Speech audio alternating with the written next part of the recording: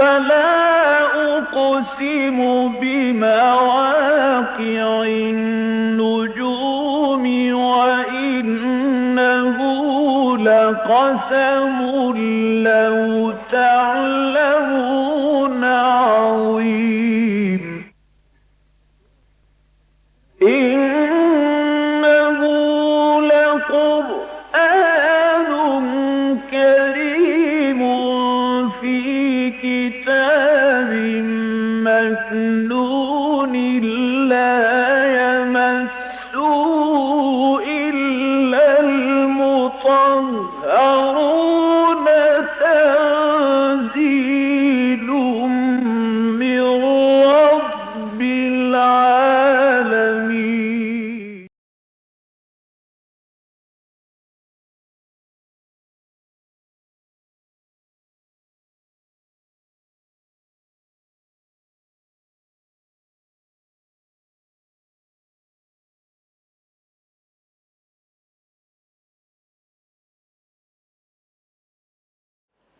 أعوذ بالله من الشيطان الرجيم. بسم الله الرحمن الرحيم. وذر الذين اتخذوا دينهم لعبا ولهوا وغرتهم الحياة الدنيا وذكر به أن تبسل نفس بما كسبت ليس لها من دون الله ولي ولا شفيع وإن تعدل كل عدل لا يؤخذ منها أولئك الذين أبسلوا بما كسبوا لهم شراب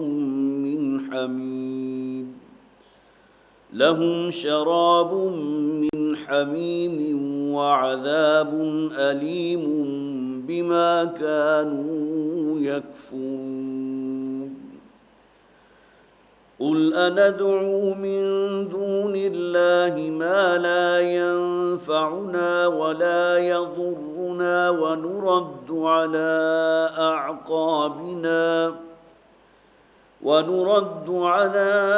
أعقابنا بعد إذ هدانا الله كالذي استهوته الشيطان في الأرض حيران له أصحاب يدعونه إلى الهدى ائتنا قل إن هدى الله هو الهدى وأمرنا لنسلم لرب العالمين وأن أقيموا الصلاة واتقوه وهو الذي إليه تحشرون. وهو الذي خلق السماوات والأرض بالحق ويوم يقول كن فيكون قوله الحق وله الملك يوم ينفخ في الصور عالم الغيب والشهادة وهو الحكيم الخبير. وإذ قال إبراهيم لأبيه آزر أتتخذ أصناما آلهة إني أراك وقومك في ضلال مبين. وكذلك نري إبراهيم ملكوت السماوات والأرض وليكون من الموقنين. فلما جن عليه الليل رأى كوكبا قال هذا ربي فلما أفل قال لا أحب الآفلين. فلما رأى القمر بازغا قال هذا ربي فلما أفل قال لئن لم يهدني ربي لأكونن من القوم الظالمين فلما رأى الشمس بازغة قال هذا ربي هذا أكبر فلما أفلت قال يا قوم إني بريء مما تشركون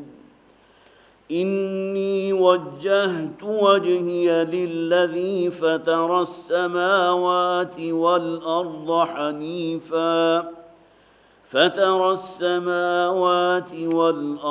حنيفا وما أنا من المشركين صدق الله العظيم رب اشرح لي صدري ويسر لي أمري واحلل عقدة من لساني يفقهوا قولي اللهم ألهمنا رشدنا واعصمنا من شرور أنفسنا آمین یا رب العالمین۔ حضرات جیسا کہ آپ کے علم میں ہے، سورہ انعام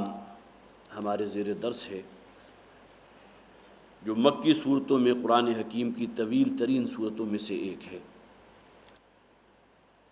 اس سورہ مبارکہ کا اصل موضوع ہے اتمام حجت۔ عقلی اعتبار سے جو دلائل ممکن تھے، فطری دلائل جس میں آفاقی و انفسی دونوں دلائل موجود ہیں، بہت ہی تفصیل کے ساتھ اس سورہ مبارکہ میں بیان ہوئے۔ جیسا کہ میں نے پہلے بھی عرض کیا تھا کہ اس سورہ مبارکہ کا زمانہ نزول ہے ہجرت مدینہ سے تقریباً 1.5-2 برس قبل،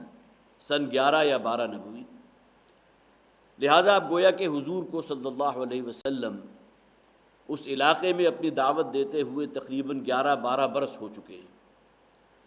اور جسے عموماً کہا جاتا ہے کہ دودھ بلو کر جو مکھن حاصل کیا جانا تھا وہ کیا جا چکا۔ مکہ کے علاقے سے جتنے لوگ بھی جن کے اندر کچھ سعادت تھی، جن کے اندر کسی نہ کسی درجے میں حق کی طلب تھی، متلاشی تھے حق کے، وہ آگے بڑھے، حضور کے ہاتھ پر لبیک کہا اور ایمان لے آئے۔ لیکن یہ کہ بہرحال اب معلوم ہوتا ہے کہ ان کے لیے اب وہ پوائنٹ آف نو ریٹرن آ چکا کہ جہاں آ کر اب کہیں کوئی امید باقی نہیں رہی کہ ان لوگوں میں سے بھی اب کوئی باقی ایسا بچا ہو کہ جو ایمان لانے والا ہو۔ اس اعتبار سے اس سورہ مبارکہ میں 2 انداز کو بہت ہی نمایاں طور پر بیان کیا گیا۔ ایک تو قوم کی طرف سے پے در پے جو مطالبات تھے، مطالبہ معجزے کا، کہ وہی حصی معجزات جو پہلے نبیوں کو دیے گئے تھے، جب تک اے محمد صلی اللہ علیہ وسلم آپ اسی نوع کے حصی معجزات ہمیں نہیں دکھاتے، ہم آپ پر ایمان نہیں لائیں گے۔ اس سے پہلے بھی میں عرض کر چکا ہوں کہ حضور کا اصل معجزہ جو آپ نے بطور چیلنج پیش کیا تھا قوم کے سامنے، وہ قرآن حکیم تھا، کہ اگر تمہارے اندر ہمت ہے تو اس جیسا قرآن لے آؤ، قرآن میں اتنی صورتیں ہیں اس جیسی 10 صورتیں لے آؤ، اگر 10 صورتیں نہیں لا سکتے تو کم سے کم یہ تو کرو کہ ایک صورت 3 آیات پر مشتمل ہو قرآن کے مقابلے میں پیش کر دو۔ فاتوا بسورۃ من مثلہ وادعوا شہداءکم من دون اللہ ان کنتم صادقین۔ اور اگر تم اکیلے نہیں کر سکتے تو اپنے تمام مددگاروں کو، اپنے آلہہ کو، اپنے معبودوں کو، سب کو اپنی مدد کے لیے جمع کر لو، قرآن جیسی ایک صورت لے آؤ۔ تو اصل جو معجزہ ہے نبی اکرم صلی اللہ علیہ وسلم کا، وہ مانوی معجزہ ہے۔ حصی معجزات کا معاملہ تو اس نبی یا رسول کی زندگی تک محدود رہا، جبکہ حضور تو آخری رسول ہیں اور تا قیام قیامت آخری کتاب ہدایت ہے یہ قرآن حکیم۔ لہٰذا نبی اکرم صلی اللہ علیہ وسلم کو جو معجزہ دیا گیا تو اصلاً معنوی معجزہ تھا۔ پھر قوم کی طرف سے جو مطالبہ ہوا اس کے جواب میں حضور سے کہہ دیا گیا ہے، نبی آپ ان سے صاف کہہ دیجئے کہ میں نے یہ دعویٰ نہیں کیا کہ میں کوئی فرشتہ ہوں، لا اقول لکم انی ملک ولا اعلم الغیب، اور نہ میں نے یہ دعویٰ کیا ہے کہ مجھے تمام غیب کے علوم حاصل ہیں، نہ میں نے کہیں یہ دعویٰ کیا ہے کہ میرے پاس خدائی اختیارات ہیں، میں تو ایک انسان ہوں۔ ہاں، مجھ میں اور تم میں ایک بہت بڑا فرق موجود ہے، اور وہ فرق ہے کہ اللہ تعالیٰ میری طرف وحی کرتا ہے، اپنا پیغام مجھ تک پہنچاتا ہے، اور میں مکلف ہوں اس پیغام کو تم تک پہنچانے میں۔ پھر جو آیات ہم نے پڑھی تھی اس میں پچھلی مرتبہ کی جو آیات تھی ان کو پھر ذہن میں تازہ کر لیجئے کہ بعض سادہ لوح مسلمان، کہ ظاہر ہے کہ مسلمانوں میں وہ لوگ بھی تھے جو اس وقت ایمان لائے تھے کہ جو دام درہم سخن اپنے آپ کو حضور کے حوالے کر چکے، لیکن یہ کہ کچھ ایسے لوگ بھی تھے کہ جو چاہتے تھے دل سے کہ شاید کہ یہ قریش مکہ، یہ رؤوسا، یہ بڑے بڑے سردار جو ہیں ان میں سے کوئی ایمان لے آئے، تو ان کی محفلوں میں بیٹھتے تھے۔ اور ظاہر ہے کہ ان کی محفلوں میں بیٹھنا اس غرض سے نہیں تھا کہ کہیں ان کے خیالات سے مستفید ہونا چاہتے ہوں، بلکہ یہ کہ اپنے تئیں، جس طرح نبی اکرم صلی اللہ علیہ وسلم کی خواہش بھی تھی کہ اگر ان سرداروں میں سے کوئی ایک سردار بھی ایمان لے آیا مجھ پر، تو ان کے جتنے بھی فالوورز ہیں جو ان کی پیروی کرنے والے ہیں وہ بھی ایمان لے آئیں گے۔ تو لہٰذا واضح انداز میں نبی اکرم صلی اللہ علیہ وسلم کو اور آپ کی وساطت سے تمام مسلمانوں کو منع کر دیا گیا کہ کبھی ایسا نہیں ہونا چاہیے کہ وہ لوگ کہ جو اللہ کی آیات کا استہزاء کر رہے ہیں، مذاق اڑا رہے ہیں، تمسخر کر رہے ہیں، اس آیات خداوندی کے اندر جو ہے بڑے بڑے نکتے پیدا کرنے کی کوشش کر رہے ہیں اور اعتراضات اور استہزاء کر رہے ہیں، ان کے قریب نہ بیٹھیے۔ اور جب کبھی کسی محفل کے اندر اس قسم کا کام ان کی طرف سے ہو رہا ہو تو فلا تقعد معہم، تو اے نبی صلی اللہ علیہ وسلم، اگرچہ حضور صلی اللہ علیہ وسلم کے بارے میں کہیں امکان نہیں تھا، لیکن جیسا کہ میں نے عرض کیا کہ سادہ لو مسلمان ایسے تھے کہ جن کے بارے میں امکان تھا کہ وہ اگر ان محفلوں میں بیٹھے رہے، تو جیسا کہ فرمایا گیا سورہ النساء کی 140ویں آیت میں ہے کہ جہاں واضح طور پر کہہ دیا گیا فلا تقعد معہم انکم اذا مثلہم، اے مسلمانوں اگر کہیں تم ان کی محفلوں میں بیٹھنے لگو تو امکان اس بات کا ہے کہ تمہارے اندر بھی وہی خیالات اور وہی چیزیں پیدا نہ ہو جائے کہ جو ان لوگوں کے اندر موجود تھیں۔ تو گویا کہ اس اعتبار سے یہ اشارہ کر دیا گیا کہ یہ لوگ کہ جو اللہ کے دشمن ہیں، اللہ کے باغی ہیں، ہم عدو اللہ عدو و رسول ہی، اللہ کے رسول کے دشمن ہیں، اللہ کے دین کے دشمن ہیں، ان کی معیت یا ان کی مصاحبت اختیار کرنے میں اندیشہ اس بات کا ہے کہ کہیں اسی رنگ کے اندر تم بھی نہ رنگے جاؤ، اگرچہ نیت خواہ یہ بھی ہو کہ شاید وہاں بیٹھ کر تم اپنے ساتھ جو ہے اپنائیت پیدا کر کے انہیں اس دین کی طرف راغب کر سکو۔ اور پھر آخر میں وہ آیت ہم نے پڑھی تھی کہ جس میں فرمایا گیا کہ مسلمانوں کو کسی اعتبار سے فکر میں مبتلا ہونے کی ضرورت نہیں، اس لیے کہ ان میں سے اگر کوئی شخص ایمان نہیں لا رہا تو کوئی وبال اور دوش مسلمانوں پر نہیں ہے۔ ما علی الذین یتقون من حسابہم من شیء، وہ اہل تقویٰ جو ہیں، جو مسلمان ہیں، ان کے ذمے ان لوگوں کا حساب کتاب نہیں ہے۔ یہ اگر راندہ درگاہ ہو چکے ہیں اور پھر یہ کہ فقط ضل ضلالا بعیدا، وہ گمراہی میں آخری حد تک پہنچ چکے ہیں، تو اے مسلمانوں تمہیں کسی درجے میں اندیشے میں مبتلا ہونے کی ضرورت نہیں، خواہ تمہارا اپنا سگا بھائی کیوں نہ ہو، اپنے والدین کیوں نہ ہو، اپنی اولاد کیوں نہ ہو، لیکن یہ کہ اگر وہ اس رستے کو اختیار نہیں کر رہے تو ان کا اسلام نہ لانا یا اس دین کو قبول نہ کرنا تمہارے حق میں کسی اعتبار سے وبال نہیں ہوگا۔ تو ما علی الذین یتقون من حسابہم من شیء، ان لوگوں پر جو اہل تقویٰ ہیں، ان لوگوں کا کوئی جو فسق و فجور ہے، جو گناہ ہے، جو شرک ہے، اس کا کوئی وبال ان پر نہیں۔ یہی بات ہے جو سورہ مائدہ کی 105 نمبر آیت میں بیان کی گئی، یا ایھا الذین آمنوا علیکم انفسکم لا یضرکم من ضل اذا اہتدیتم، بڑا پیارا انداز ہے، اے مسلمانوں تم پر ذمہ داری تمہاری اپنی ہے، علیکم انفسکم وکلہم آتیہ یوم القیامۃ فردا، جیسا کہ ایک اور جگہ فرمایا گیا کہ ہر شخص کو اللہ کے ہاں جو حاضری دینی ہے تو اپنی انفرادی حیثیت میں حاضری دینی ہے، اس سے یہ نہیں پوچھا جائے گا کہ اس کے آباء و اجداد کیسے تھے، اس کی اولاد کیسی تھی۔ ہاں، حق بات ان تک پہنچا دینا اور اس اعتبار سے جو ہے پورا اہتمام کر لینا، جسے اتمام حجت کہتے ہیں، اپنی اولاد، اپنے بھائی بند اور اپنے والدین کے بارے میں، اس کے بارے میں ضرور سوال ہوگا، لیکن یہ کہ زبردستی ان کو ہدایت کے راستے پر لے آنا، اس کا کوئی مواخذہ تم پر نہیں ہوگا۔ یا ایھا الذین آمنوا علیکم انفسکم، تم پر ذمہ داری تمہاری اپنی ہے، لا یضرکم من ضل اذا اہتدیتم، تمہیں کوئی ضرر نہیں پہنچے گا، کوئی تکلیف نہیں پہنچے گی، تم پر کوئی وبال اور دوش نہیں ہے اگر تم خود ہدایت پر ہو، خواہ پورا دنیا، پورا جہان جو ہے وہ بے راہ روی کا شکار ہو جائے، لیکن تم سے اگر سوال ہوگا تو اتمام حجت کے اعتبار سے ہوگا کہ تم کہیں گونگے شیطان تو نہیں بنے بیٹھے رہے، اپنی زبانوں کو تالا تو نہیں لگا دیا، اپنے مفادات اور ویسٹڈ انٹرسٹ جو ہیں وہ تو کہیں آڑے نہیں آ گئے کہ اگر حق بات اس کے سامنے کروں گا، بیان کروں گا کہ تو کہیں ہمارے باہمی تعلقات جو ہیں وہ متاثر نہ ہو جائیں، ہمارا تو لین دین بھی ہے، ہمارا کاروبار بھی ہے، کھلی آنکھوں دیکھ رہا ہوں کہ فلاں شخص غلط کام کر رہا ہے، ظلم کر رہا ہے، زیادتی کر رہا ہے، لیکن انسان اگر کف لسان کرتا ہے، اپنی زبان بند کر لیتا ہے، تو گویا کہ اس کا کردار تو گونگے شیطان کا ہے۔ کسی کو حق بات کی طرف راغب بھی نہ کرنا صرف اپنی ذاتی مفاد کی وجہ سے، ذاتی انسان کے جو ویسٹڈ انٹرسٹ ہے، تو یہ بھی گویا کہ اس اعتبار سے کسی درجے میں مطلوب نہیں۔ اب آئیے ان آیات کی طرف کہ جس کا ہمیں آج مطالعہ کرنا ہے۔ وَذَرِ الَّذِينَ اتَّخَذُوا دِينَهُمْ لَعِبًا وَلَهْوًا، چھوڑ دیجئے ان لوگوں کو کہ جنہوں نے اپنے دین کو لہو و لعب بنا لیا، کھیل تماشا بنا لیا۔ یہاں اس بات کو نوٹ کیجئے کہ اگرچہ دین کا لفظ جو ہے قرآن حکیم میں استعمال ہوتا ہے ایک مکمل نظام زندگی کے لیے، ان الدین عند اللہ الاسلام، اسلام مذہب نہیں ہے، مذہب تو اصل میں ڈیل کرے گا صرف یہ کہ چند عقائد ہیں، چند مراسم عبودیت ہیں، کچھ اور چیزیں ہیں کہ جس کو گویا کہ ایک مجموعے کا نام مذہب ہے،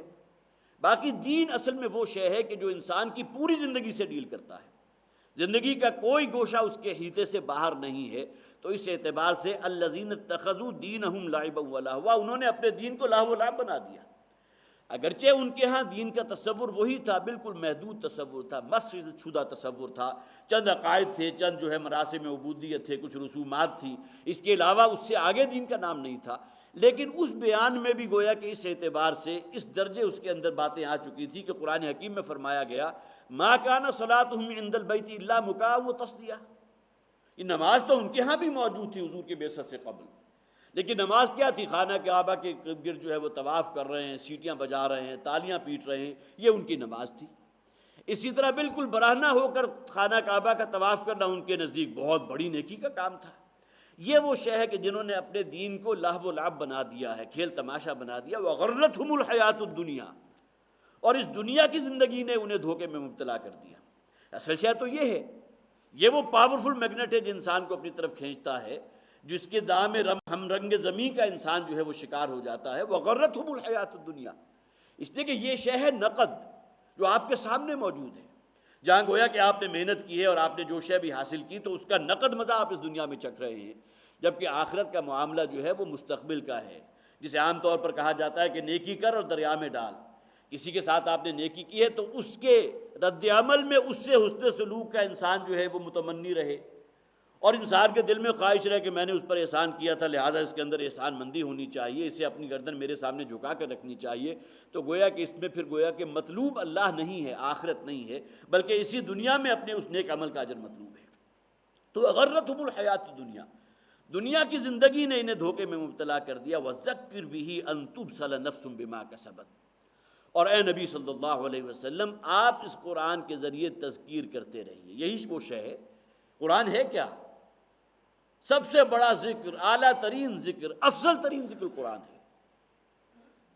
انا نحن نزلنا الذکر وانا لہ لحافظون، قرآن تو خود اپنے آپ کو الذکر کہہ رہا ہے، سب سے بڑا نصیحت نامہ، سب سے بڑی یاد دہانی یہ قرآن ہے۔ وذکر بھی، اس قرآن کے ذریعے آپ انہیں نصیحت کیجئے، یاد دہانی کرائیے۔ ان تبصر نفس بما کسبت، مبادا کہ کوئی جان اپنی کمائی کے عوض رہن رکھ دی جائے۔ یہ تبصرہ کے معنی آتے ہیں، اس میں مختلف مفاہیم ہیں۔ تفضح، رسوا کر دیا جائے، تسلمہ، کسی کے حوالے کر دیا جائے، سونپ دیا جائے، گویا کہ انسان اخروی زندگی میں حوالے کر دیا جائے گا اپنے کسب کے۔ انسان کے جو اعمال ہیں، جو سیرت و کردار ہے، جس انداز میں اس نے زندگی اس دنیا میں بسر کی ہے، آخرت کیا ہے اسی کا اصل میں نعم البدل ہے۔ اگر اچھا ہے تو نعم البدل ہے،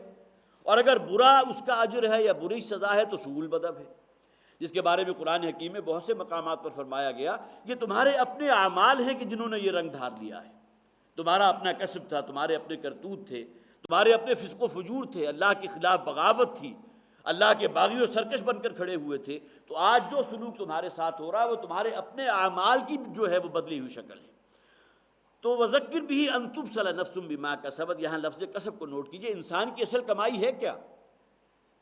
اس دنیا میں تو یقیناً انسان سمجھتا ہے کہ روپیہ پیسہ ہے، بینک بیلنس ہے، جائیداد ہے، انڈسٹریز ہیں، بڑی بڑی زمینیں ہیں، زمینوں کے قطعات ہیں، اور آج کل اگر آپ سمجھ لیجئے تو کئی بہت بڑی تعداد میں پلاٹس موجود ہیں، اور انسان سمجھتا ہے کہ شاید یہی وہ شے ہے کہ جو اس کا کسب ہے۔ درا حال ہے کہ قرآن حکیم کسب قرار دیتا ہے آخرت کے اعتبار سے کمائی کو، لہا ما کسبت وعلیہا ما اکتسبت، انسانی جان جو ہے اس کے حصے میں وہی شے آئے گی جو اس نے کمائی، اور اس کا وبال بھی اسی پر پڑے گا، جو اس کی بد کرداری ہے، جو فسق و فجور ہے، وہ بھی انسان کا کسب ہے جس کا اس کو بدلہ مل کر رہے گا۔ تو حضور نے صلی اللہ علیہ وسلم ایک موقع پر بڑے پیارے انداز میں یہ بیان فرمایا، اے مسلمانوں تمہیں معلوم ہے کہ میری امت کا مفلس کون ہے؟ تو صحابہ کرام نے عرض کیا کہ ہمارے نزدیک تو مفلس وہ ہے، المفلس عندنا من لا درہم لہ ولا دینار، کہ جس کے پاس دنیاوی اعتبار سے روپیہ پیسہ نہیں ہے، مال و دولت نہیں ہے، درہم و دینار نہیں ہے، ہم سمجھتے ہیں وہ مفلس ہے، قلاش ہے۔ اس پر نبی اکرم صلی اللہ علیہ وسلم نے فرمایا نہیں، میری امت کا مفلس وہ ہوگا جو قیامت کے دن اللہ کے حضور حاضر کیا جائے گا، فلاں پر زیادتی کی ہے، فلاں کی غیبت کی ہے، فلاں پر ناجائز الزام لگایا ہے، بہتان ترازی کی ہے، عیب جوئی کی ہے، تمسخر اور استہزاء کیا ہے، جسے عام طور پر وہ یہ سمجھتا رہا میری امت کا مفلس نوٹ کیجئے، گویا کہ امت محمد صلی اللہ علیہ وسلم میں سے ہے وہ شخص، نمازیں بھی پڑھ رہا ہے، روزے بھی رکھ رہا ہے، ممکن ہے ہر سال عمرہ بھی کر رہا ہو، متعدد حج اس نے کیے ہوں، لیکن اگر اس کی کمائی کے اندر حرام شامل ہے، دوسروں پر ظلم کا مرتکب ہو رہا ہے، غلط بیانی کر رہا ہے، وعدہ خلافی کر رہا ہے۔ اب وعدہ خلافی بھی حقوق العباد میں سے ہے کہ کسی شخص کو آپ نے پابند کر دیا، ایک وعدہ کیا ہے اس کے ساتھ، لیکن یہ کہ آپ کو بہرحال خیال تک بھی نہیں کہ میں نے اس کے ساتھ ایک وعدہ کیا، فلاں تاریخ آپ نے مقرر کر دی کہ میں پہنچوں گا، اور وہ شخص سراپا انتظار ہو کر آپ کا جو ہے منتظر رہا، لیکن یہ کہ آپ کو کہیں خیال ہی نہیں آیا، چھوٹی سی مصروفیت ہوئی اور اس سے پیشگی معذرت تک نہیں کی۔ اب یہ وہ چیزیں ہیں کہ جس کو انسان سمجھتا ہے کہ معمولی نوعیت کی اخلاقی برائیاں ہیں، لیکن حضور فرماتے ہیں کہ میری امت کا مفلس وہ ہوگا فقط شتم ھذا، فلاں کو گالی دے دی تھی، فلاں کے ساتھ یہ معاملہ کیا تھا، فلاں کی غیبت کی تھی، فلاں کے اوپر ناجائز بہتان جڑ دیا تھا۔ نتیجہ یہ ہوگا کہ جن جن کے ساتھ اس نے زیادتی کی تھی ان تمام لوگوں کو طلب کر دیا جائے گا، اور اس شخص کے حصے کی نیکیاں ان کے کھاتوں میں شامل کر دی جائیں گی، اور اس کے بعد حضور فرماتے ہیں کہ اس کی نیکیوں کا پلڑا بالکل خالی ہو جائے گا۔ اب دوسرے لوگوں کی ابھی مدعی موجود ہوں گے، اور دوسرے لوگوں کی برائیاں اور جو گناہ ہیں وہ اس کے نامہ اعمال کے اندر درج کر دیے جائیں گے، اس کے پلڑے میں ڈال دیے جائیں گے، اور بالآخر اس کے اوندھے منہ گھسیٹتے ہوئے جہنم میں ڈال دیا جائے گا۔ حالانکہ اولاً اگر دیکھا جائے تو جو نیکیوں کا پلڑا تھا بھاری تھا، اس میں بڑے حج بھی تھے، عمرے بھی تھے، بڑا جو ہے وہ نماز بھی تھا، ممکن ہے ذکر اذکار بھی ہو، اور پھر سحر خیزی کی عادت بھی ہو، کوئی تہجد بھی پڑھتا ہو، لیکن وہ جنہیں ہم حقوق العباد کہتے ہیں، جس کے بارے میں نے عرض کیا تھا کہ اس کی معافی اللہ کی طرف سے بھی نہیں ہے،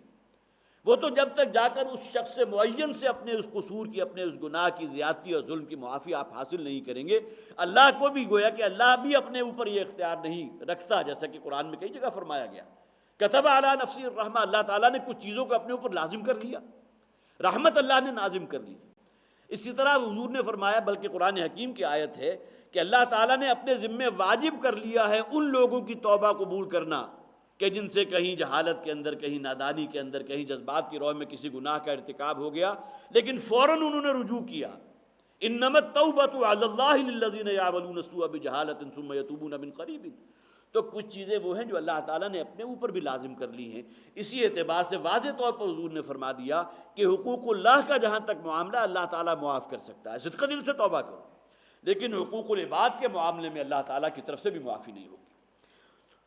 تو وذکر بھی ان تبصر نفس بما کسبت، انہیں اس قرآن کے ذریعے یاد دہانی کرائیے، تذکیر کیجیے کہ مبادا ان میں سے کوئی شخص جو اپنے کرتوتوں کی وجہ سے اس کے وبال تک پہنچ جائے، اپنے انجام تک پہنچ جائے، لیس لہا من دون اللہ ولی ولا شفیع، یہی مضمون ہے جو سورہ مدثر میں بھی بیان کر فرمایا گیا، بڑا پیارا انداز ہے۔ کل نفس بما کسبت رہینہ، ہر انسانی جان جو ہے اپنے کسب کے عوض رہن کر دی گئی۔ اب رہن کیا، یہ تو اردو زبان میں لفظ ہمارے ہاں مستعمل ہے، گروی رکھ دینا۔ کوئی شے اگر آپ نے گروی رکھ دی ہے کسی کے پاس تو آپ کا تو کوئی اختیار نہیں ہے، اب اگر اس گروی کو آپ واپس دینا چاہتے ہیں تو جو شے اس سے طے کی ہے وہ اسے لوٹائیں گے تو گروی واپس ملے گی۔ اسی طرح ہر انسان جو ہے اپنے اعمال، اپنے کسب کی بنیاد پر گروی رکھ دیا گیا۔ کل نفس بما کسبت رہینہ لیس لہا من دون اللہ ولی ولا شفیع، نہیں ہوگا اس جان کے لیے اللہ کے سوا نہ کوئی ولی ہوگا نہ شفیع ہوگا۔ وَإِن تَعْدِلْ كُلَّ عَدْلٍ لَا يُؤْخَذْ مِنْهَا، اور اگر بدلے میں دے دی جائے ہر شے، تب بھی اس سے اس بدلے کو، اس فدیے کو، یا جو شے وہ پیش کر رہا ہے اس کو قبول نہیں کیا جائے گا۔ اب یہ وہ مضمون ہے جو قرآن حکیم میں بہت سے مقامات پر آیا، اس لیے کہ عام طور پر انسانوں کے ذہن کے اندر جو چیزیں، ظاہر ہے کہ یہ وساوس شیطان پیدا کرتا ہے،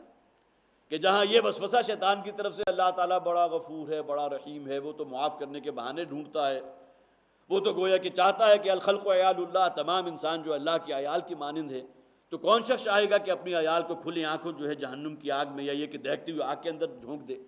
تو یہ تمام وسوسے شیطان انسان کے اندر ڈالتا ہے، اگرچہ لبادہ کس شے کا اوڑا ہوا، اللہ غفور ہے، اللہ ستار ہے، اللہ رحیم ہے۔ اسی اعتبار سے وسوسہ اندازی شیطان کی طرف سے ہوتی ہے شفاعت باطلہ، کہ خار ہیں، بدکار ہیں، ڈوبے ہوئے ذلت میں ہیں، لیکن جو کچھ بھی ہے تیرے محبوب کی امت میں، گویا کہ امتی ہو جانا اتنا بڑی سعادت کی بات ہے جس میں آپ کا اپنا قطن کوئی اختیار نہیں تھا۔ کسی مسلمان گھرانے میں پیدا ہو جانا نہ آپ کا اختیار تھا نہ میرا اختیار تھا۔ عین ممکن ہے کہ ہم میں سے کوئی جو ہے کسی ہندو یا سکھ یا کسی عیسائی یہودی گھرانے میں پیدا ہو جاتا، تو کتنے فیصد ہوتے وہ کہ جنہیں پھر وہ ہدایت مل جاتی کہ جس ہدایت نامے کی آج ہم امین ہیں، کتنے فیصد ہوتے؟ ظاہر ہے کہ جو اپنے ماحول کو انسان دیکھتا ہے، جو اس کے آباء و اجداد کو جس رستے پر چلتے ہوئے پایا ہے، انسان گویا کہ لاشعوری طور پر اسی رستے کو اختیار کر دیتا ہے۔ جیسا کہ حضور نے فرمایا کل مولود یولد علی الفطرہ، ہر جان جو اللہ تعالیٰ پیدا کرتا ہے وہ فطرت سلیم لے کر آتی ہے۔ فَأَبَوَاهُ يُهَوِّدَانِهِ أَوْ يُمَجِّسَانِهِ، اس کے والدین ہے وہ ماحول ہے جس کی وجہ سے کوئی عیسائی ہو گیا، کوئی یہودی بن گیا، کوئی جو ہے ہندو گھرانے میں پیدا ہو گیا تو اسی نے ہندو مت جو ہے اسی کو اختیار کر لیا۔ تو ہمارا اختیار بھی جس بات پر نہیں تھا ہم اسے اپنے لیے بہت بڑی سعادت سمجھتے ہیں، امت محمد میں شامل ہو جانا صلی اللہ علیہ وسلم۔ یقیناً یہ اللہ کا بہت بڑا فضل ہے، اللہ کا بہت بڑا احسان ہے، بہت بڑی سعادت والی بات ہے، لیکن یہ کہ اگر اس امت میں شامل ہونے کے تقاضوں کو ادا کرنے کو ہم تیار نہیں تو واقعہ یہ ہے کہ یہ پھر بہت بڑی ایک جو ہے وہ انسان کا اس اعتبار سے مکلف بن جاتا ہے کہ ہم نے تو تمہیں وہ رتبہ عطا کیا تھا لیکن تم اس کے اوپر پورے نہیں اترے۔ تمہاری وضاقتہ جو تھی وہ نصارہ سے ماخوذ تھی، تمہاری جو روایات تھی، جو رسومات تھی وہ ہندوانہ چلی آ رہی تھی، اسی کو تم نے اڈاپٹ کر لیا۔ ہاں یہ ہے کہ تمہارا چونکہ پیدائش کسی مسلمان گھرانے میں ہو گئی اور تم نے اسی کے اوپر ردے پر ردا رکھتے ہوئے جنت کو گویا کہ اپنا استحقاق سمجھ لیا۔ ظاہر ہے کہ یہ وہ نظریہ نہیں ہے جس کی قرآن جو ہے وکالت کرتا ہے۔ تو فرمایا وَإِن تَعْدِلْ كُلَّ عَدْلٍ لَا يُؤْخَذْ مِنْهَا، عدل کہتے ہیں بدلے میں۔ یہ عدل و انصاف کیوں ہوتا ہے کہ انسان کو معاوضہ اور بدل دے دیے جائے پورا پورا، کسی کے ساتھ ظلم کیا، زیادتی کی، تو اب جو بھی جج بیٹھا ہوا ہے اس نے جو فیصلہ کیا اس میں اس کا بدل پورا کا پورا اس کو لوٹا دیا گیا۔ تو یہ ہے اصل میں جہاں سے لفظ عدل آیا، عادل جو کہ عدل کرنے والا ہے، جو گویا کہ پورا صحیح فیصلہ کرنے والا ہے، کسی کے ساتھ جو ظلم و زیادتی ہوئی تھی اس کا بدل اس کو لوٹانے والا ہے، وہ العادل ہے۔ اس اعتبار سے اللہ تعالیٰ کی ذات بھی العدل ہے جو سراپا عدل اور انصاف ہے۔ وَإِن تَعْدِلْ كُلَّ عَدْلٍ لَا يُؤْخَذْ مِنْهَا، میں نے عرض کیا تھا کہ یہ مضمون قرآن میں بہت سے مقامات پر بیان ہوا۔ سورہ بقرہ میں 3 مقامات ایسے ہیں، وَاتَّقُوا يَوْمًا لَا تَجْزِي نَفْسٌ عَن نَفْسٍ شَيْئًا وَلَا يُقْبَلُ مِنْهَا شَفَاعَةٌ وَلَا يُؤْخَذُ مِنْهَا عَدْلٌ وَلَا هُمْ يُنصَرُونَ، وہی لفظ عدل آ گیا۔ اس دن سے بچو جس دن کوئی شفاعت قبول نہیں کی جائے گی، کسی کے کوئی قرابت داری جو ہے کسی کے کام نہیں آ سکے گی، وَلَا يُؤْخَذُ مِنْهَا عَدْلٌ، اور نہ ہی کسی سے بدل میں کوئی شے لی جائے گی۔ درا حال ہے کہ قرآن حکیم تو بیان کرتا ہے انسان چاہے گا کہ صرف اس کو بچا لیا جائے، بدلے میں خواہ اس کے ماں باپ کو جہنم میں جھونک دیا جائے، اس کی بیوی کو جہنم میں جھونک دیا جائے، اس کی اولاد کے ساتھ جو انسان کو محبت ہوتی ہے، ظاہر ہے کہ یہ تو وہ ان بدیہیات میں سے ہیں کہ جو ہر دور میں انسان کو معلوم ہے، لیکن یہ کہ وہ چاہے گا کہ میری اولاد بھی جہنم میں جھونک دی جائے، لیکن یہ کہ مجھے بتا لیا جائے۔ سورہ معارج کے اندر یہ مضمون بیان کیا گیا ہے، یود المجرم لو یفتدی من عذاب یومئذ ببنیہ، اس دن یہ جو مجرم ہے یہ چاہیں گے کہ فدیے میں دے دے اپنی اولاد کو بھی، لصاحبتہ و بنی و فصیلتہ التی تؤوی ومن فی الارض جمیعا ثم ینجی، جتنے اعزاء و اقارب ہیں، جن کے ساتھ قرابت کے تعلقات ہیں، اور زمین میں جتنے بھی خزانے ہیں وہ تمام کے تمام بدل میں دے کر کسی طرح اس کو بچا لیا جائے۔ وہی مضمون یہاں بیان کیا گیا، وَإِن تَعْدِلْ كُلَّ عَدْلٍ لَا يُؤْخَذْ مِنْهَا، اور اگر کہیں بدل میں دینا چاہے وہ ہر نوع کی شے بھی، تب بھی اس سے قبول نہیں کی جائے گی۔ اولئک الذین ابسلوا بما کسبوا، دیکھیے وہی لفظ جو دوبارہ آ گیا، تبسل ابسلوا، یہ وہ لوگ ہیں کہ جو اب پاداش میں گرفتار ہو چکے ہیں اپنے کرتوتوں کی بنیاد پر، بما کسبوا، اپنے کسب کی بنیاد پر، ان کے اپنے اعمال تھے۔ لہم شراب من حمیم، ان کے لیے ہے، اب یہاں گویا کہ جہنم کا ذکر کر دیا گیا، اب ان کا ماوا، ان کا ٹھکانہ جہنم ہوگی۔ لہم شراب من حمیم، اور ان کو وہاں پلایا جائے گا جو شراب ہوگی، جو گویا کہ مشروب انہیں پیش کیا جائے گا، حمیم کھولتا ہوا پانی ہوگا، وعذاب علیم بما کانوا یکسبون، اور بڑا ہی دردناک عذاب ہوگا بما کانوا یکفرون، ان کے انکار اور کفر کی وجہ سے جو انہوں نے کیا۔ یا خود نوٹ کیجئے، یہ کھولتا ہوا پانی، اس کے لیے قرآن حکیم میں ایک اور لفظ بھی آیا ہے، اگرچہ لفظ یہی حمیم کا ہے لیکن اس کو لے کر آیا نزلاً۔ سورہ واقعہ کے آخری الفاظ ہیں کہ جہاں تک معاملہ ضالین کا ہے، فَنُزُلٌ مِّنْ حَمِيمٍ وَتَصْلِيَةُ جَحِيمٍ، یہ کھولتا ہوا پانی ہے، یا قرآن میں ایک جگہ اسے زخموں کا دھون بھی کہا گیا، پیپ جس سے انسان کو بڑی نفرت ہوتی ہے، اور پیپ کو بہتا ہوا دیکھ کر انسان کے اندر جو کراہت پیدا ہوتی ہے، لیکن یہ کہ قرآن نے تو پہلے بیان کر دیا گیا، اس میں کہیں اس اعتبار سے ظلم نہیں ہے۔ ظلم تو اس وقت ہوتا ہے جب قرآن میں ان حقائق کو بیان نہ کیا جاتا اور انسان کو گویا کہ بغیر بتائے اس کی جرم جو ہے اس کی سزا اس نوعیت کی دی جاتی جس کا ذکر قرآن میں موجود ہے۔ لیکن قرآن تو اللہ کا کلام ہے، اس میں کہیں کوئی مبالغہ نہیں ہے۔ جو الفاظ قرآن میں موجود ہے بعین ہی وہی ہو کر رہیں گے۔ اگر غصاق کا لفظ ہے، پیپ کا لفظ ہے مشروب کے طور پر، زخموں کے دھون کا لفظ ہے، پھر یہ کہ فرمایا گیا انہیں 70 ہاتھ لمبی زنجیروں کے اندر جکڑ دیا جائے گا، تو یہ تمام چیزیں صرف معاذ اللہ ثم معاذ اللہ ڈراوے اور دھمکاوے کے لیے نہیں، یہ حقیقت ہے، یہ قرآن حق ہے۔ ان القرآن حق، یہ قرآن یقیناً حق ہے۔ تو لہم شراب من حمیم، ان کو جو مشروب پیش کیا جائے گا وہ کھولتا ہوا پانی ہوگا، وہ عذاب علیم بما کانوا یکفرون، اور بڑا دردناک عذاب ہوگا ان کے کفر کی وجہ سے۔ قل اندعو من دون اللہ ما لا ينفعنا ولا يضرنا، اب بڑی منطقی بات کی گئی، جیسا کہ میں نے عرض کیا تھا نا، وہ دلائل عقلیہ کہ جو انسان جس کی بنیاد پر سوچنے پر مجبور ہو جاتا ہے، اور اس کا بہت بڑا سمبل تھا حضرت ابراہیم علیہ السلام کی شخصیت کے، جن کا ذکر اگلے رکوع میں شروع ہو رہا، بڑی تفصیل کے ساتھ ذکر ہے۔ اگرچہ قرآن حکیم میں آپ کہہ سکتے ہیں پورا قرآن اگرچہ محمد رسول اللہ صلی اللہ علیہ وسلم کے ذکر پر ہے، آپ کی سیرت کو اگر آپ سمجھنا چاہیں قرآن حکیم کی روشنی میں تو گویا کہ وہ ترتیب نزولی کے اعتبار سے اگر آپ قرآن کا مطالعہ کریں گے تو وہی سیرت محمدی ہے صلی اللہ علیہ وسلم، جیسا کہ حضرت عائشہ صدیقہ رضی اللہ تعالی عنہ نے کہا تھا جبکہ ایک صحابی نے ان سے سوال کیا کہ حضور کے اخلاق عالیہ کے بارے میں ہمیں کچھ بتائیے، تو انہوں نے فرمایا کیا تم قرآن نہیں پڑھتے؟ الستم تقرؤون القرآن؟ تو انہوں نے کہا کیوں نہیں ہم قرآن پڑھتے ہیں؟ تو حضرت عائشہ نے فرمایا کان خلقہ القرآن، اگر تم حضور کے اخلاق عالیہ کے بارے میں جاننا چاہتے ہو تو جا کر قرآن کو پڑھ لو، قرآن مجسم ہے نبی اکرم صلی اللہ علیہ وسلم۔ تو اس اعتبار سے گویا کہ وہ جو ایک معاملہ تھا کہ حضرت ابراہیم علیہ السلام کی شخصیت کو وہ لوگ بڑا وزن دیتے تھے اور اپنے آپ کو سمجھتے بھی یہی تھے کہ ہم دین ابراہیمی پر ہیں، نسبت اپنی جوڑتے تھے حضرت ابراہیم علیہ السلام کے ساتھ، اور یہی معاملہ یہود و نصارہ کا تھا، خواہ یہودی ہوں خواہ عیسائی ہوں، وہ دونوں حضرت ابراہیم علیہ السلام کے ساتھ اپنی نسبت جوڑنے میں فخر محسوس کرتے تھے۔ اور حضرت ابراہیم علیہ السلام کا وہ جو ایک ذہنی سفر ہے جسے آپ ارتقائی سفر کہہ سکتے ہیں، بعض حضرات نے اسے کہا، اس لیے کہ جب ستارے کو دیکھا ہے، جب چاند کو دیکھا ہے، جب سورج کو دیکھا ہے، تو اندر جو سوالات پیدا ہونے چاہیے تھے وہ کچھ پیدا ہوئے، لیکن یہ کہ فوراً ہی پھر عقل، جو عقل صحیح ہے، جو اللہ تعالیٰ نے فطرت سلیم انسان کو دے کر بھیجا ہے، اس کی روشنی میں اس حقیقت تک پہنچ چکے کہ یہ چیزیں کیسے ممکن ہے کہ انہیں میں الوہیت میں شمار قرار دے دوں، جو خود کسی کے حکم کی پابند ہیں، جو خود آزاد نہیں ہے۔ سورج معلوم ہوتا ہے کسی کے حکم میں جکڑا ہوا ہے، چاند معلوم ہوتا ہے کسی کے حکم میں جکڑا ہوا ہے، تو کیوں نہ میں پرستش کروں اس ذات کی کہ جس نے انہیں اپنے حکم کے اندر جکڑ رکھا ہے، اور وہ جسے ہم نعرہ توحید کہیں گے، انی وجہت وجہی للذی فطر السماوات والارض حنیفا، وہ نعرہ توحید بھی انہی آیات میں موجود ہے۔ لہذا فوراً بعد ذکر حضرت ابراہیم علیہ السلام کا ہے، لیکن اس سے پہلے یہ کہہ دیا گیا ان لوگوں سے، اے نبی صلی اللہ علیہ وسلم ان سے کہہ دیجئے اندعو من دون اللہ ما لا ينفعنا ولا يضرنا، کیا ہم اللہ کو چھوڑ کر ان ہستیوں کی پرستش کریں، ان کی عبادت کریں، ان کو پکاریں اپنی حاجت کے لیے، اپنی حاجت روائی کے لیے، اپنی مدد کے لیے،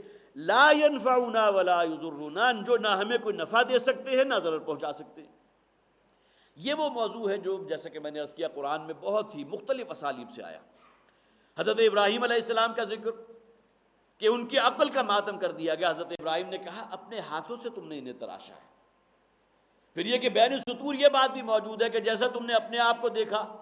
دو آنکھیں تمہاری، اپنے خدا کی بھی دو آنکھیں لگا دی، اپنے دو ہاتھ دیکھے اپنے خود معبود کے بھی دو ہاتھ بنا دیے، اپنے دو کان دیکھے تو اس معبود کے بھی دو کان بنا دیے، تو تم نے اپنے سوا دیکھا کیا ہے؟ تو ما تنحتون، جنہیں اپنے ہاتھوں سے تراش رہے ہو۔ پھر وہ جو مکالمہ ہوا تھا قوم اور حضرت ابراہیم علیہ السلام کے مابین کہ جبکہ وہ گئے تھے اور انہوں نے بڑے معبد کے تمام بتوں کو چکنا چور کر دیا تھا، اور سب سے بڑا بت جو ہے اس کے کاندھے کے اوپر وہ آلہ جو ہے جس سے حضرت ابراہیم علیہ السلام نے تمام کو چکنا چور کیا تھا اس کے کاندھے پر رکھ دیا۔ جب قوم آئی ہے اپنی جو بھی پوجا پاٹ تھی اس سے فارغ ہو کر، اور صبح جب وہ عبادت کے لیے گئے اپنے معبد میں اور جو حال دیکھا اپنے خداؤں کا، جو ان کی کیفیت ہوگی آپ اس کو ظاہر ہے کہ آپ اس کو اپنے اوپر بھی طاری کر سکتے ہیں کہ اس ماحول میں لے جائیے تو جس طرح خون کھولا ہوگا۔ لہذا حضرت ابراہیم علیہ السلام کو مجرم کی حیثیت سے پیش کر دیا گیا۔ اب اس موقع پر بھی جو مکالمہ ہے وہی عقلی دلیل کہ جو نہ تمہیں کو ضرر پہنچا سکتے ہیں، نہ نفع پہنچا سکتے ہیں، جو نہ ہلنے جلنے پر قادر ہیں، جنہیں تم نے اپنے ہاتھوں سے تراشا ہے، ان کے بارے میں سمجھتے ہو ہماری حاجت پوری کریں گے، ہمیں اولاد عطا کریں گے؟ لکشمی دیوی ہے، اگر وہ مہربان ہوگی تو ہمارے اوپر روپے پیسے کی درہم و دینار کی بارش ہو جائے گی۔ فلاں جلد ہوتا ہے، اگر وہ خوش ہو گیا تو ہمارے اوپر جو ہے بارشیں برسنے لگیں گی۔ اب افل لکم ولما تعبدون، وہاں الفاظ موجود ہیں کہ تف ہے تمہاری عقل کے اوپر، اور یہ تمام چیزیں کہ جنہیں تم نے اپنے ہاتھ سے تراشا اور ان کے سامنے سجدہ ریز ہو گئے، تو وہی منطقی دلیل یہاں کی گئی، قل اندعو من دون اللہ، کیا اس اللہ کو چھوڑ کر ہم پکارے ان ہستیوں کو ما لا ینفعنا ولا یضرنا، جو نہ ہمیں نفع پہنچا سکتے ہیں نہ ضرر پہنچا سکتے ہیں، وَنُرَدُّ عَلَىٰ أَعْقَابِنَا،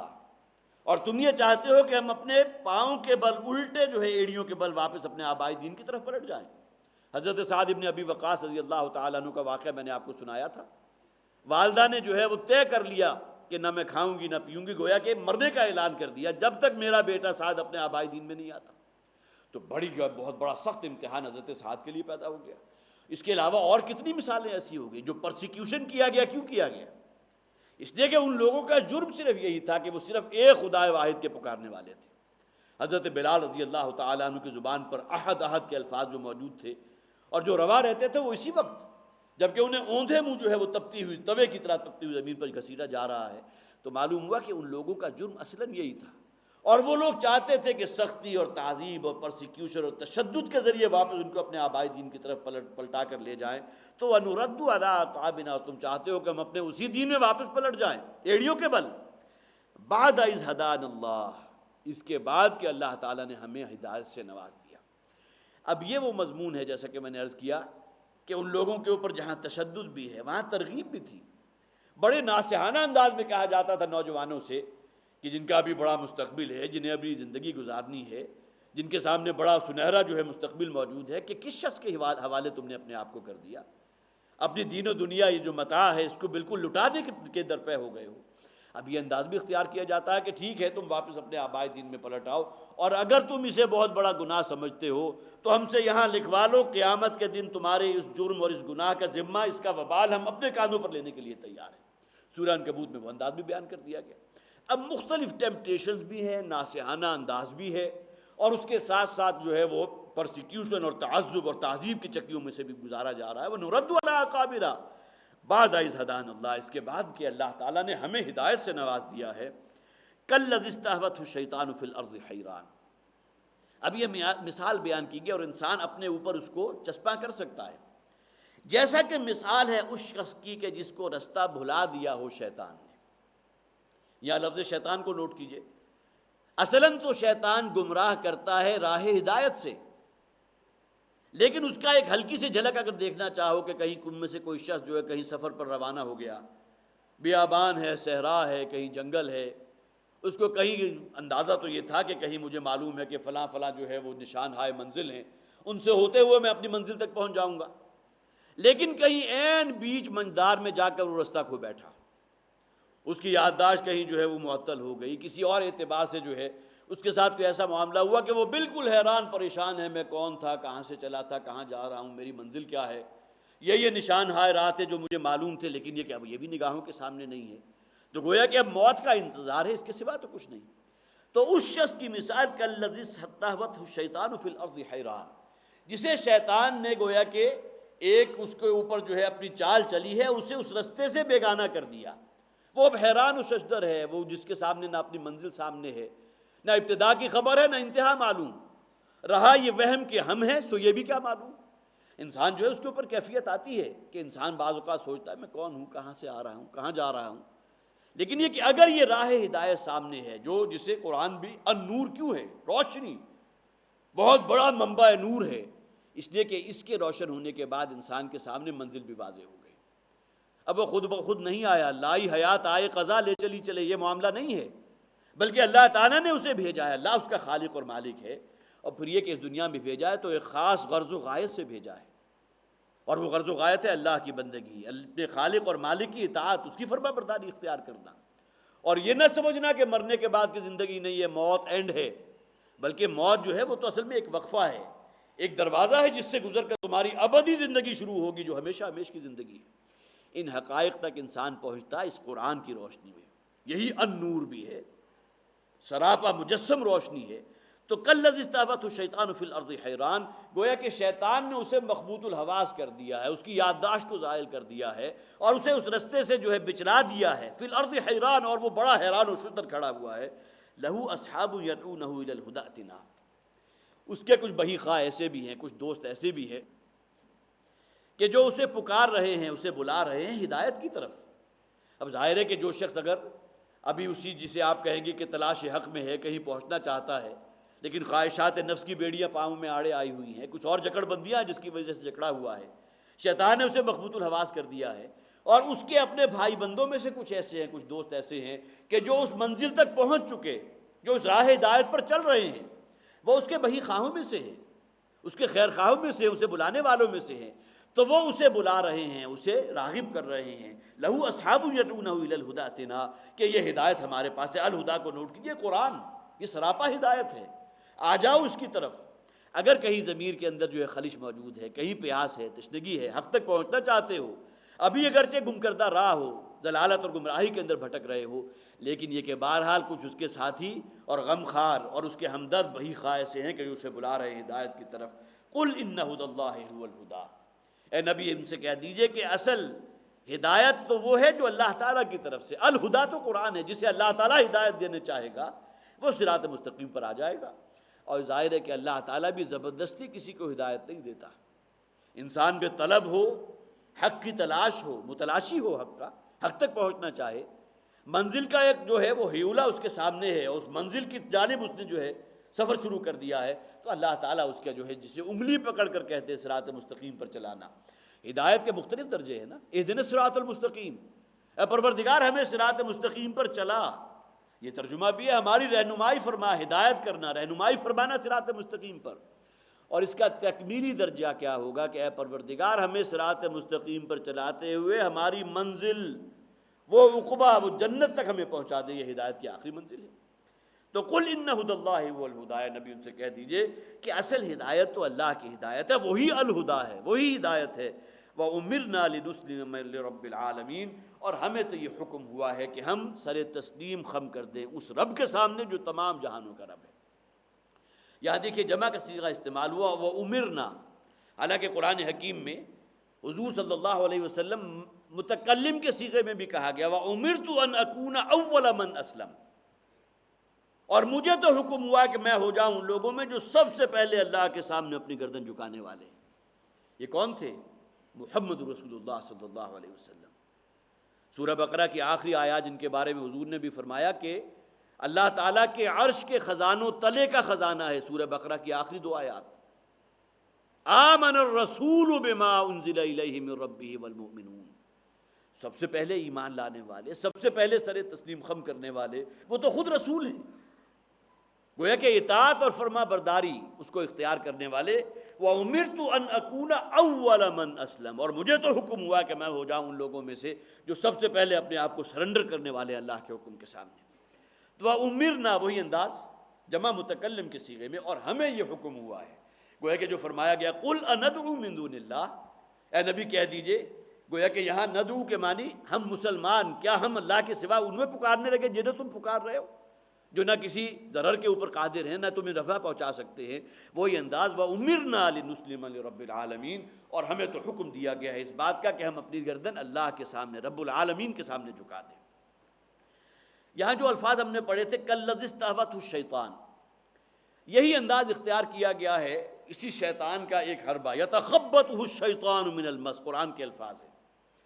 وہ لوگ کہ جو سودی کاروبار میں ملوث ہوتے ہیں، ظاہر ہے کہ انسان سود پر اپنی رقم کیوں دیتا ہے؟ حل من مزید، فاضل سرمایہ موجود تھا، اس کو لگا متعین شرح کے اوپر جو ہے قرض دے دو، اور اس شخص کا نقصان ہو، نفع ہو، اس کا دیوالیہ ہو جائے، اس سے تمہیں کوئی بحث نہیں، متعین شرح سے ہر ماہ یا ہر 6 مہینے بعد یا ہر سال کے بعد اس سے اتنی نقد تم نے رقم وصول کرنی، یہ سود ہے۔ جس شخص کے اندر یہ سودی ذہنیت پیدا ہو جاتی ہے، جس کا سب سے بڑا سمبل یہود ہے، اور آپ کو معلوم ہے کہ یہ سودی کاروبار اور لین دین اس کے پائنیئرز بھی یہود تھے، عیسائیوں کے ہاں یہودی اب بھی اپنے دین اور مذہب میں کوئی یہودی دوسرے یہودی کو سود کے اوپر رقم نہیں دے گا، ان کے نزدیک حرام ہے، لیکن یہ کہ بقیہ نوع انسانی گویا کہ ان کے نزدیک تو انسان ہے ہی نہیں، گوئمز ہے، وہ تو حیوانات کی مانند ہیں، لہٰذا ان کا استحصال کرنا، ان کو ایکسپلائٹ کرنا اور ان کے رگ و جان سے جو ہے وہ سودی رگ، ان کا خون پسینہ جو ہے سود کی شکل میں ان سے وصول کرنا، وہ اپنا حق سمجھتے ہیں۔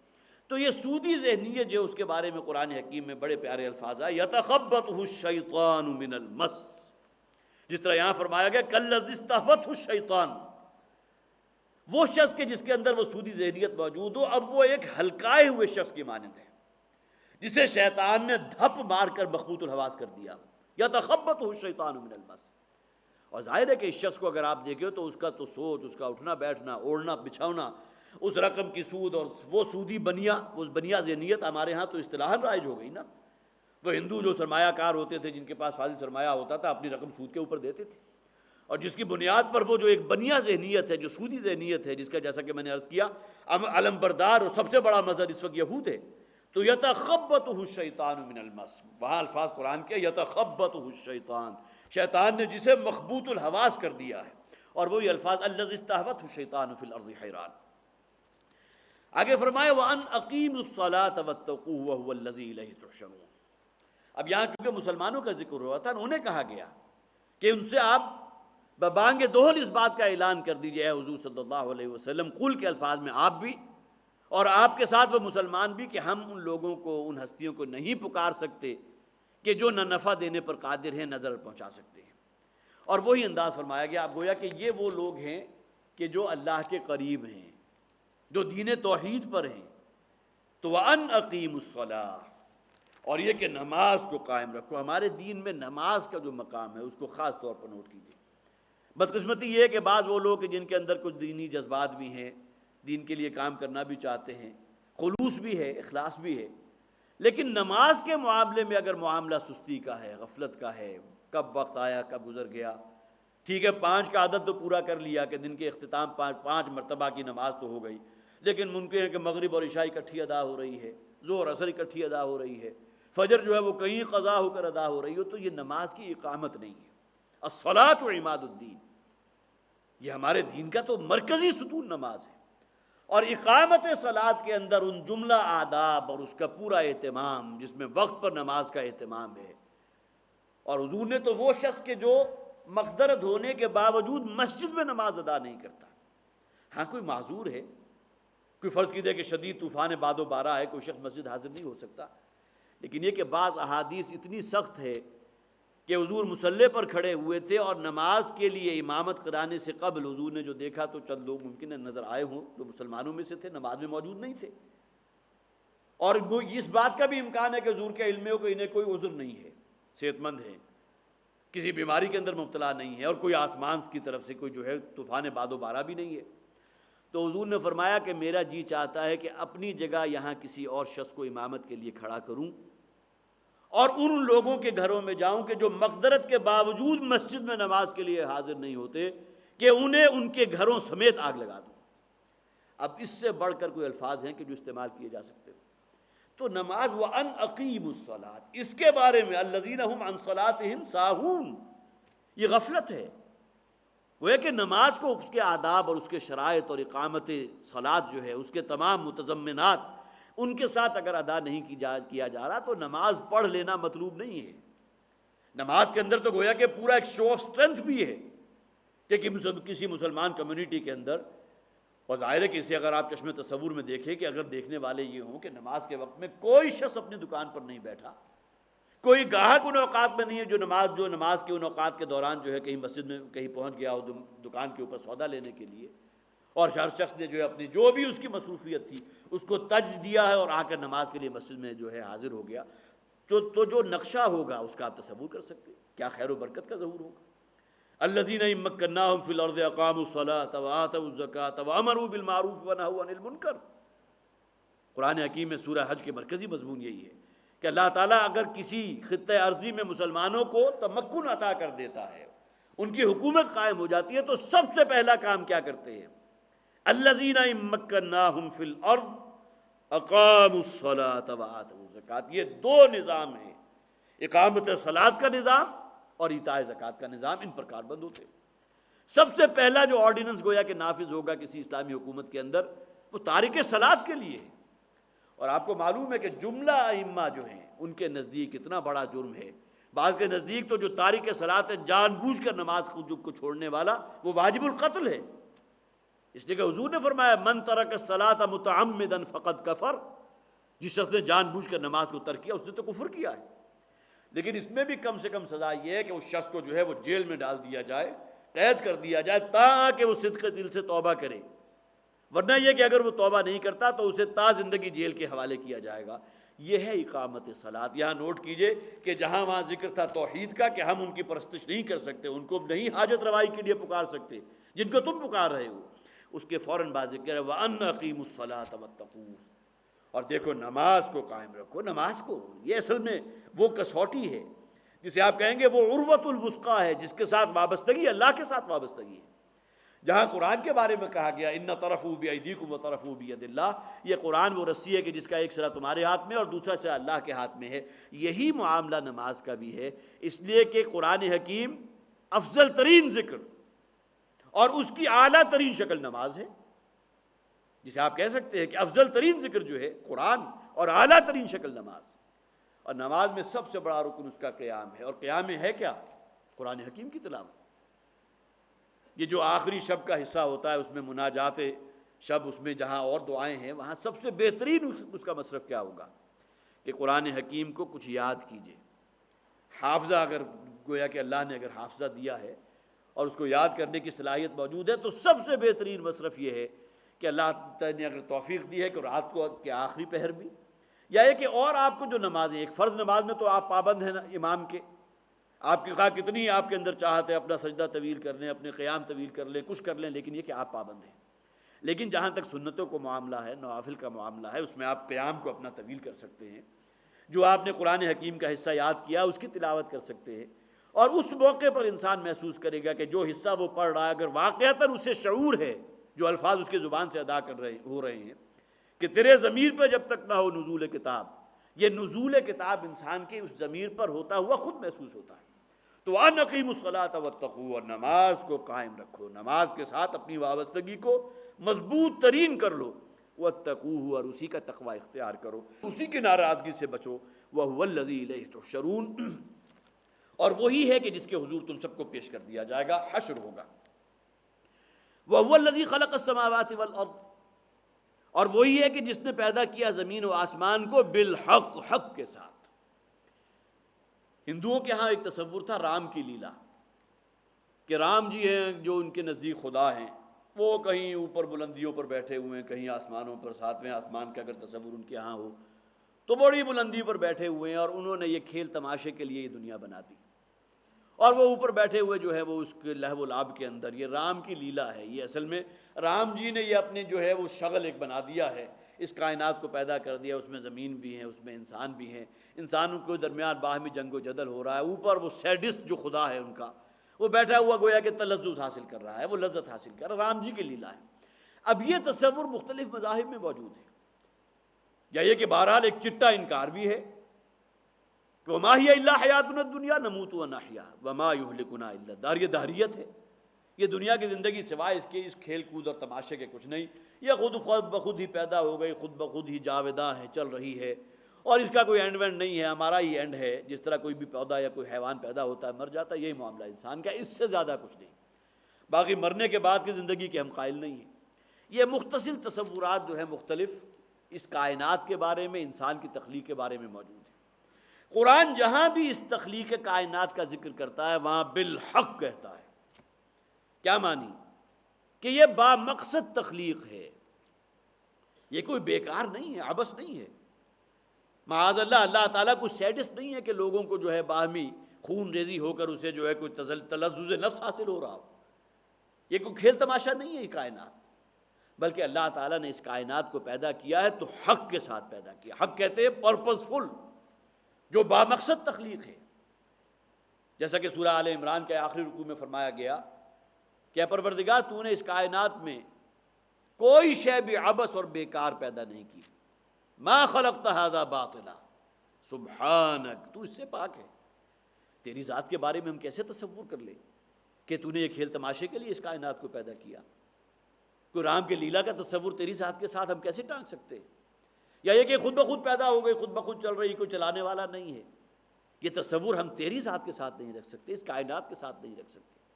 تو وہ نری دہریت ہو جائے گی. اب مختلف جو ہے جسے آپ کہیں گے مسجدہ تصورات ہو جائیں گے، جبکہ اس کائنات کی تخلیق ہے وَهُوَ الَّذِي خَلَقَ السَّمَاوَاتِ وَالْأَرْضَ بِالْحَقِّ. یہ حق کے ساتھ ہے، یہ پرپز فل ہے، یہ بامقصد ہے. جیسا کہ فرمایا گیا انما الدنیا خلقت لکم، اس کائنات کا اصل حاصل انسان ہے، اور انسانوں میں اور آپ شمار ہوتے. گویا کہ اللہ تعالیٰ نے اس کائنات کو پیدا کیا میرے اور آپ کے لیے پیدا کیا. انما الدنیا خلقت لکم وانتم خلقتم للآخرہ. یہ دنیا تمہارے لیے پیدا کی گئی اور تم آخرت کے لیے پیدا کیے گئے، تم اس دنیا کے لیے پیدا نہیں کیے گئے.